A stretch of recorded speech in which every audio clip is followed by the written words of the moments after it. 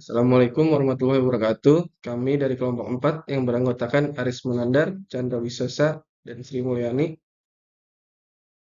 akan menerangkan tentang jaringan Hopfield.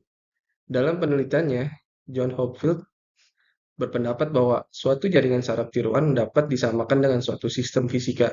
Ini merupakan satu terobosan dalam cara pandang yang akhirnya mengangkat jaringan saraf tiruan sebagai salah satu metode canggih dalam komputasi modern. Arsitektur jaringan saraf tiruan Hopfield memiliki jaringan satu lapis dan umpan balik. Jaringan satu lapis adalah jaringan yang masing-masing input neuronnya langsung terhubung satu sama lain dengan output neuron.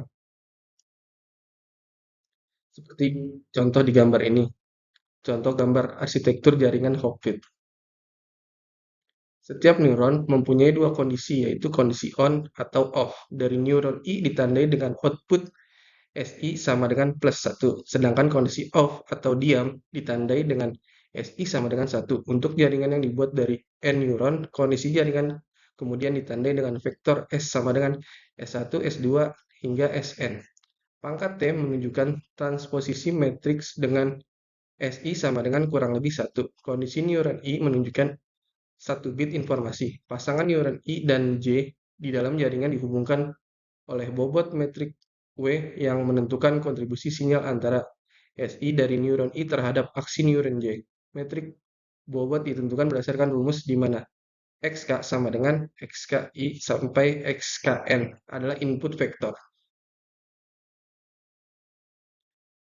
XK sama dengan XI sampai XKN adalah input vektor komponen output.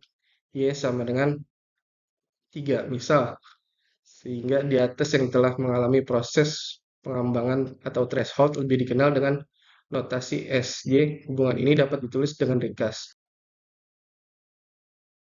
Fase. Ada dua fase dalam operasi jaringan Hopfield. A. Fase penyimpanan atau the storage fase. B. Fase pemanggilan kembali atau the retrieval fase. A. Fase penyimpanan. Misal, penyimpanan input vektor adalah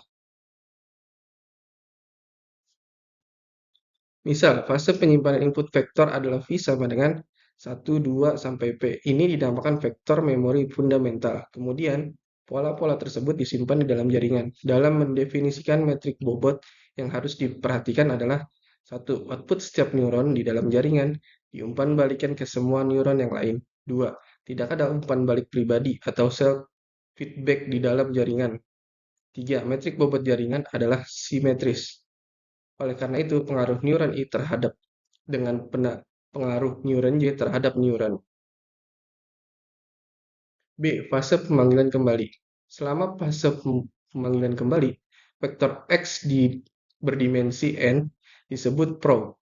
Ditentukan di dalam jaringan Hopfield sebagai bentuk aslinya. Vektor probe mempunyai elemen-elemen sama dengan 1. Jika dalam selang waktu tertentu lebih dari 0, neuron J akan berada pada kondisi plus 1 atau tetap jika kondisi sebelumnya memang sudah demikian. Begitu pula jika X kurang dari 0, neuron J akan berubah pada kondisi min 1 atau tetap jika kondisi sebelumnya memang sudah demikian. Jika V1 sama dengan 0, neuron J berada pada kondisi sebelumnya tidak peduli apakah kondisi on atau off. Misalkan dibuat jaringan saraf tiruan Hopfield dengan 4 neuron. Keempat neuron itu dihubungkan satu sama lain dan tiap hubungannya atau koneksi ini diberikan suatu nilai bobot atau wake. Menurut Hopfield, jika bobot koneksi neuron dengan dirinya sendiri 0, maka akan diperoleh keluaran yang stabil. Sifat auto-asosiatif jaringan saraf tiruan Hopfield. Ini berarti jaringan saraf tiruan Hopfield dapat berperilaku seperti memori, yaitu menyimpan informasi yang pernah diberikan dan menampilkan kembali informasi itu bila diminta.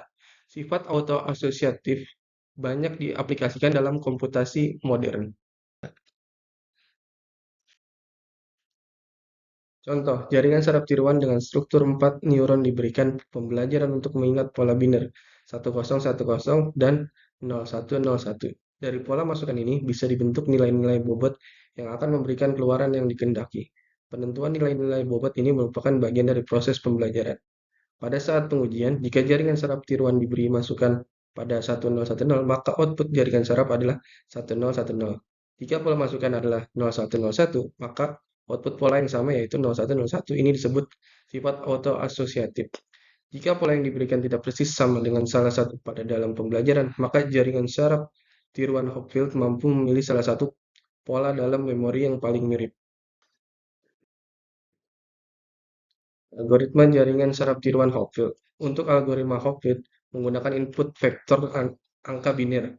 Penyimpanan sekumpulan pola biner menggunakan notasi SP, P sama dengan 1, P di mana SP sama dengan SP, SP sampai SP.